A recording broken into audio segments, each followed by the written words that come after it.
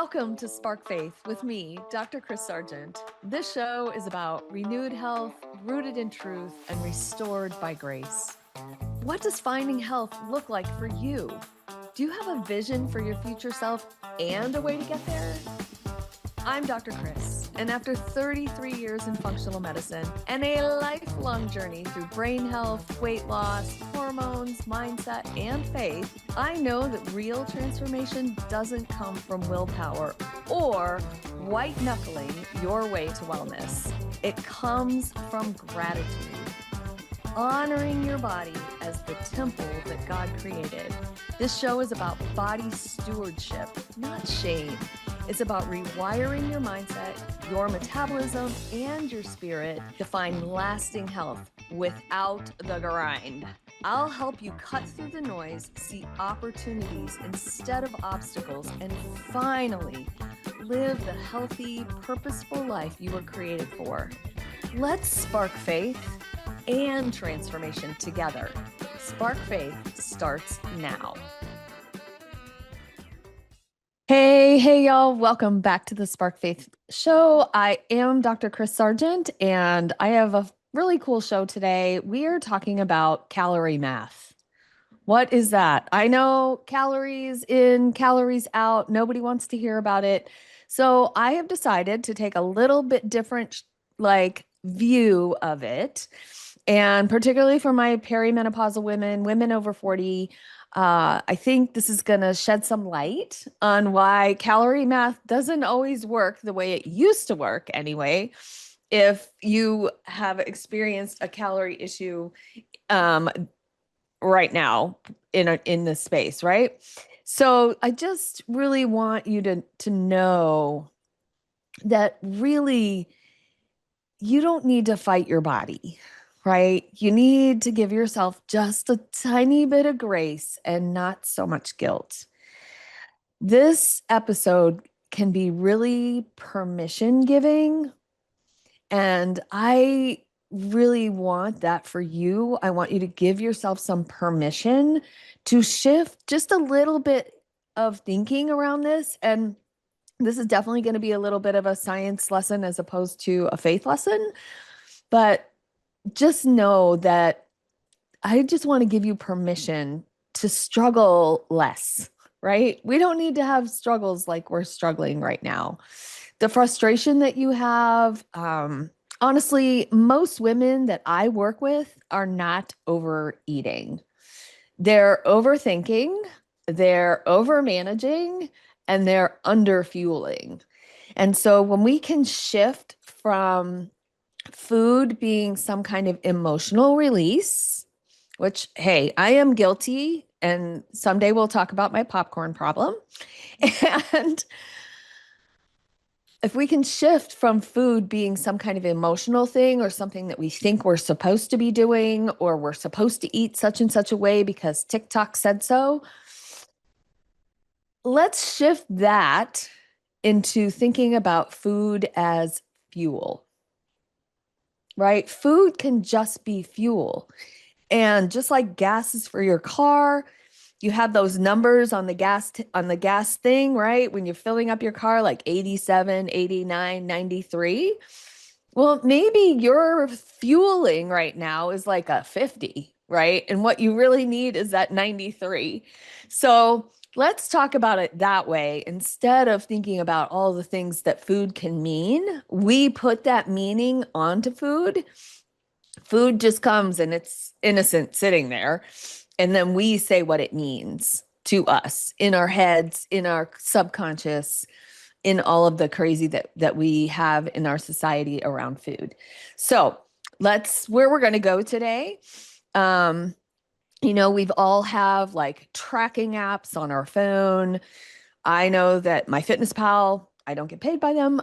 MyFitnessPal is my favorite. Maybe you have a favorite. Maybe you're constantly doing this mental math. How many carbs have I had today? How much protein have I eaten? Maybe this is the thing. Or you just have so much guilt when the scale doesn't cooperate with all the tracking apps and your mental math, and all of a sudden the scale doesn't move. It is super emotional, and I have lived it. I get it. So let's try to find a different strategy, right? This is the issue. It's strategy. It's not your character necessarily. And excuse me, we've talked about being able to keep promises to ourselves, and that's a different show. So let's assume that you're doing all the things. You could show me your fitness pal and you wouldn't be lying, right? I get it.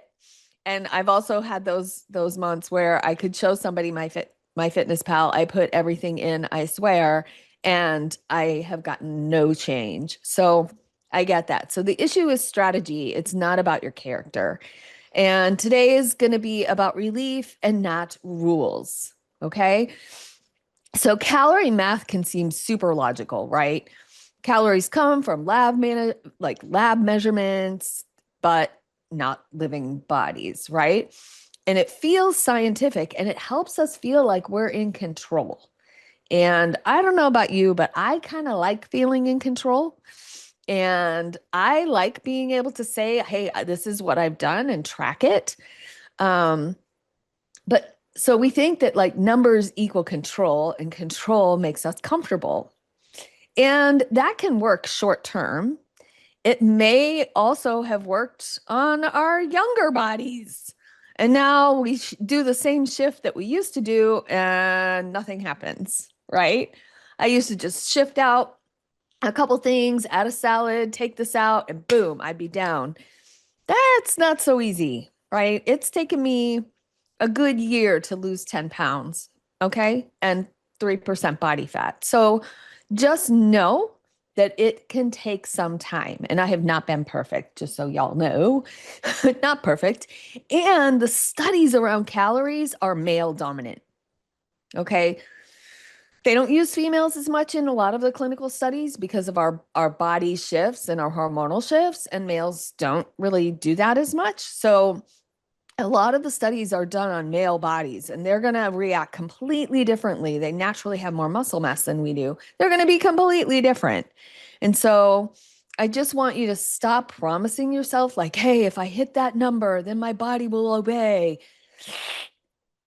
I wish it was that easy. It just isn't. Bodies are not calculators, they're communicators, and your body is trying to tell you something. So, we've talked a lot about the changes that happen after we're 40 years old, over 40. We have the hormonal shifts with estrogen supporting insulin sensitivity. And when estrogen drops, we can become insulin resistant. I've talked a lot about that, right? Progesterone decline affects your sleep and your stress resilience. So if you're not making as much estrogen, not as much progesterone, you're not going to get as much deep sleep and restful sleep. And that's going to affect resilience and your immune system, right? Our stress response becomes a lot louder, right? Cortisol spikes faster and it takes a lot longer for it to come down. And because we have lived a little bit of life, right? We may be already in this little cortisol place where we've been having a lot of stress, and cortisol is already not our friend. So stress responses are real. They're real. And they do affect the way that we take in calories. Yep, emotional eating, right? But they also affect our metabolism. And I am going to harp on this until y'all are sick of hearing it. But your muscle is your metabolism. And as we age, we can lose so much muscle. And I'm going to be talking about that next week, about how GLP-1s and dieting, which we're going to talk about today, really just tear down our muscle mass. And this is not going to be our friend in the long time. Longevity is correlated with maintaining our muscle mass. It's super, super important in maintaining our metabolism. So after 40, your body is going to prioritize survival, not necessarily aesthetics. And we don't want to just be in that survival mode, right? We want to thrive. And so we're going to have to shift some things around. And so I call this like the stress restriction loop. And this is also what really can hurt our metabolism a lot. We get hyper focused on our calories. We get over vigilant about our food, and we get a lot of guilt around that. And we're afraid to eat, right? And that elevates cortisol. Okay, that is just not what we need to be doing right now. We need to keep cortisol down. It causes blood sugar swings because we're afraid to eat. Maybe we're not eating enough. We're taking and eating a little brownie, and then we have a Diet Coke. Like, we're making the choices that don't make sense necessarily, instead of making choices that do make sense. So there are some physiological consequences to doing that, and that elevated cortisol, blood sugar swings, and guess what? We are going to put fat exactly where we don't want it. Ugh. I know. Hate that, right? So this is adaptation. And in order to, I'm going to just basically explain it this way. Your metabolism doesn't stop. It doesn't break, but it definitely can downshift, right? Going slower. And so you'll have less energy in when you're not eating enough fuel, when you're not taking in the right types of calories, does not equal a healthier metabolism, right? If your metabolism is slow and you keep feeding it less, it is going to be less. That's just the way it's going to work. So your body compensates, right? It's not rebelling. It's just doing its job to keep you alive. We blame ourselves, right? We blame ourselves for a lot of different reasons. The diet culture is a lot of moralistic language, right? Good foods, bad foods, cheating, falling off the wagon. We say all of these things and we don't even, like, they just come out, right? Oh, that's not a good food for me. That's a bad food. And we're making these judgments on food, but it's really not about that, right? This is like, in Christianity, this is like works-based righteousness versus grace, right? So we don't need to do that. We're going to have some grace. We can have self-discipline, right? We can use our gratitude to fuel our discipline, which I've talked about before. And that way we don't get so burned out, right?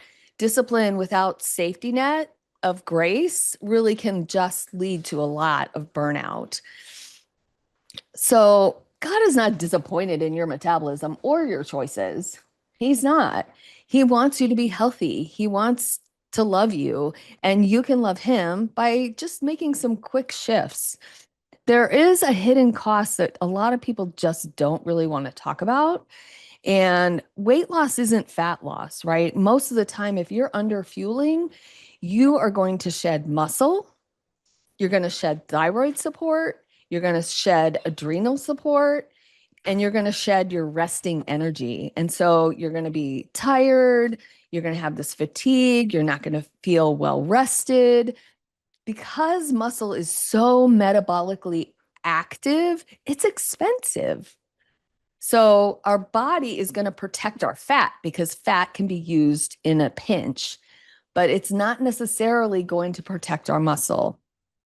And so that's why, like, weight loss often makes future weight loss a lot harder because you're spending muscle and you don't have that metabolism anymore. So you can get smaller and like slower at the same time. However, what we want to do is build muscle that's smaller than fat. I always say that fat is fluffy and muscle is tight. So a pound of muscle equals a pound of fat, but muscle or fat is fluffy, and so it takes up more space. So we want to start to gain some muscle mass. So what actually works over 40? We are going to shift from subtraction to nourishment.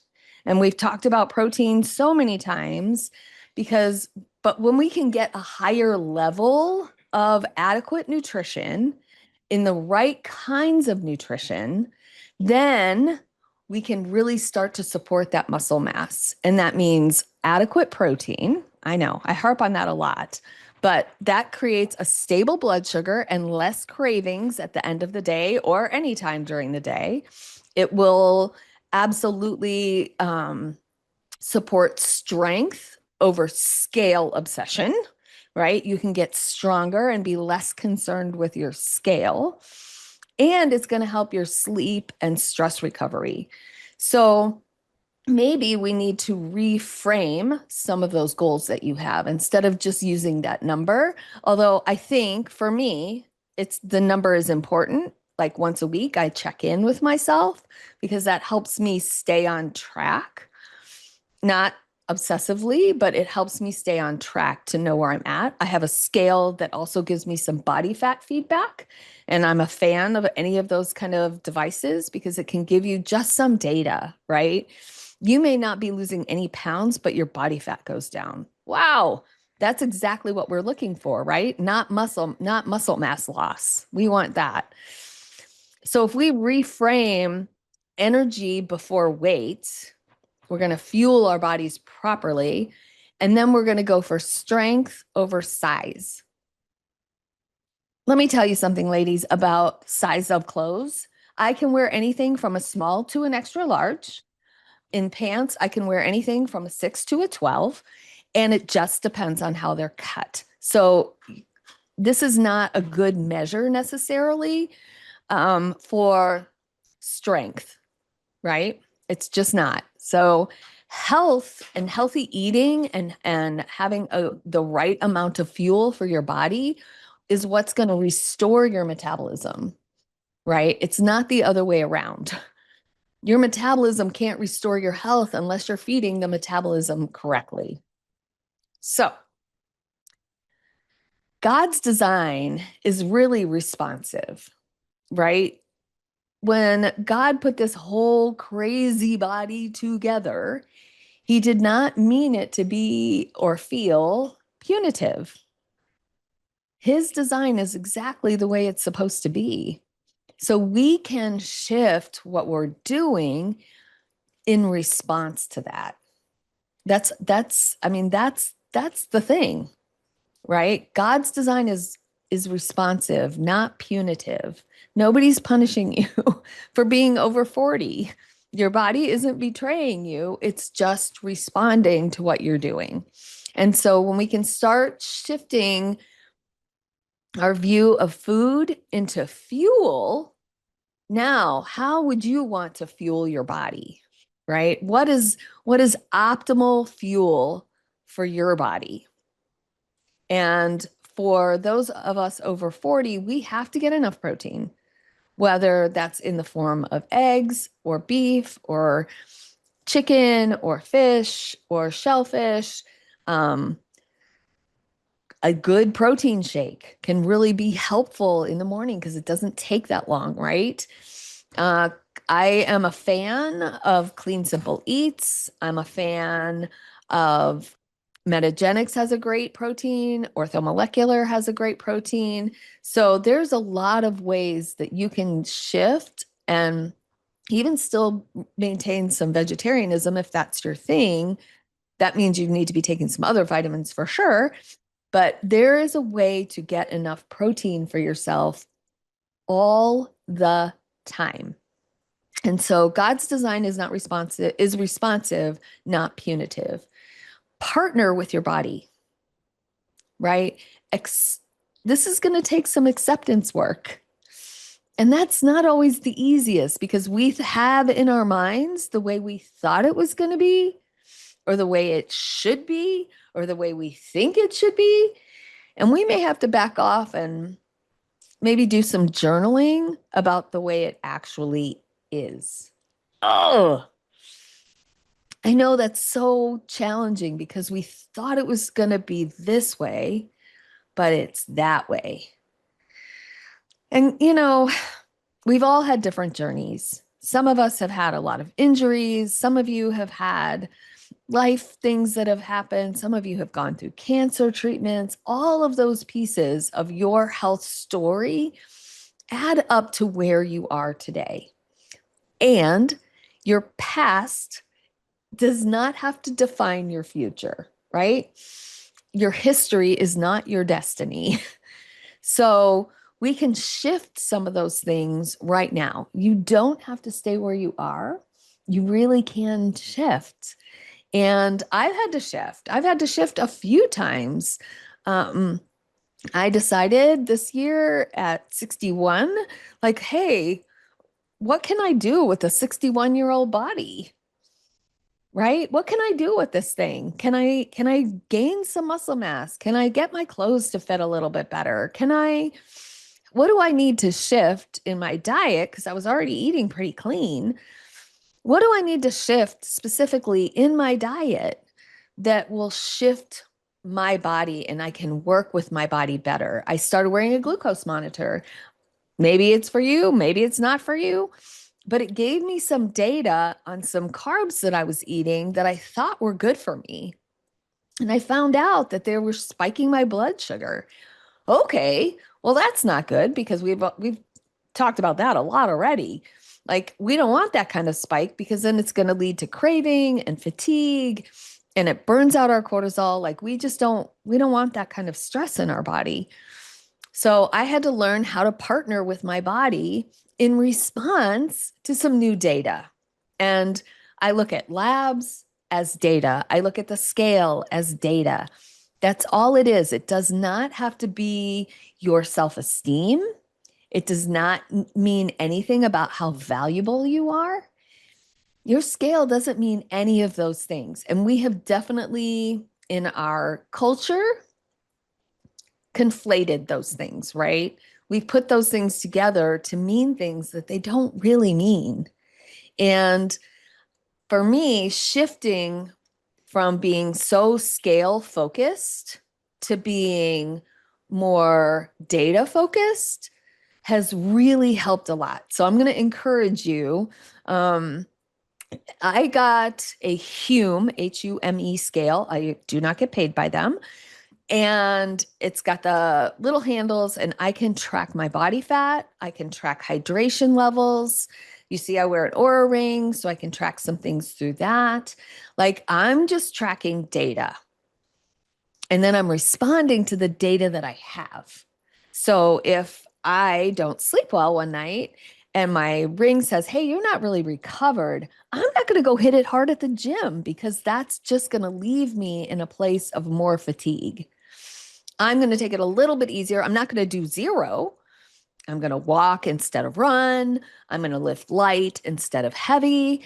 I'm going to make some shifts on a daily basis instead of being so like, hey, Kris, you got to do this or you got to do that. It's running day. It's leg day. Well, maybe it's not, right? Or maybe it's leg day, but maybe I'm going to go to a bar class instead of a lifting class, right? And get some work done, but different kinds of work that's less stressful for my body that hasn't recovered properly. So we can partner with our body instead of seeing it as the enemy. And I really want to remove all the shame that you may have right now. You didn't fail. Your body didn't fail. You adapted to stress. Whatever those stresses are, that's what you've done. You've just adapted to stress. And so now that you know that, you have a different view of all of that, right? Now we can bring this back to center. We can use our data. We can see that we've adapted to stress, and now we're going to adapt differently. So for me, grace is going to precede effort. Grace is going to precede my effort. I'm going to give myself and my body a lot of grace. Like I said, that doesn't mean zero. It doesn't mean that I'm going to do nothing and lay in bed all day because that's not going to help my muscle mass. I'm just going to do different.